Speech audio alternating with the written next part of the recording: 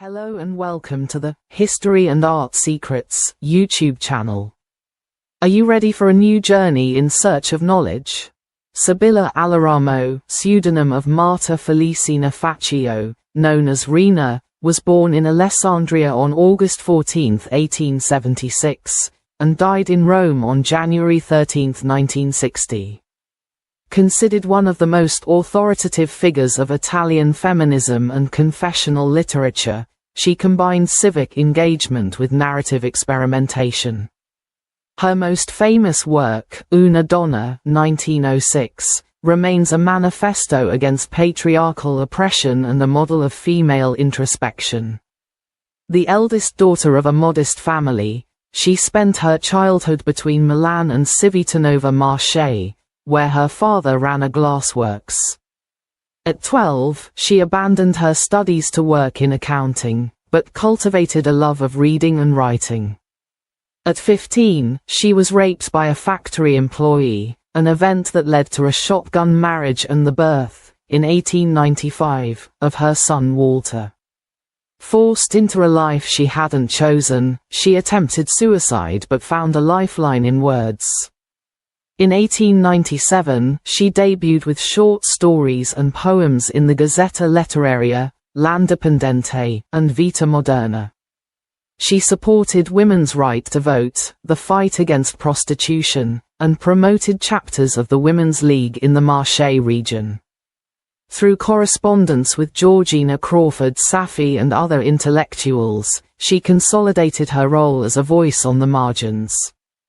After divorcing her husband in 1900, she moved to Rome with Walter in precarious economic circumstances. She frequented the cultural salons of Ettore Schmitz, Italo Sfivo, and Gabriele D'Annunzio, and became friends with Natalia Ginsburg. She collaborated with national magazines, translated works by Tolstoy and Korolenko, and organized literacy courses for illiterate women, aware that emancipation came from knowledge. Una Donna, published by Mondadori in 1906, immediately gained resonance for its painful honesty and stylistic innovation. The novel denounced the subordinate condition of mothers and wives, highlighting the issue of the female body and the desire for autonomy. The work undermined traditional roles and anticipated suffragette themes, maintaining its evocative power to this day. During World War I, she supported the Italian intervention and dedicated herself to caring for wounded soldiers. In 1919, she published Il Passaggio, a novel in which she reworks the trauma of war through personal experiences.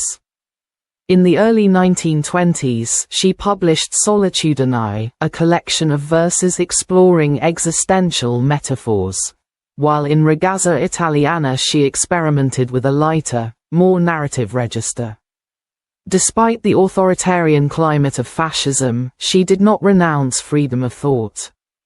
She criticized totalitarian ideology and maintained relationships with opposition figures. In the 1930s, she wrote travelogues, reportages, and sociological essays, which confirmed her as a versatile writer. With the liberation, she resumed her feminist and civic commitment.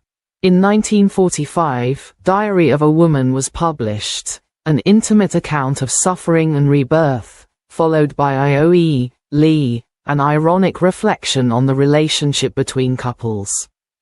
These works resurface the themes that had marked her literary debut.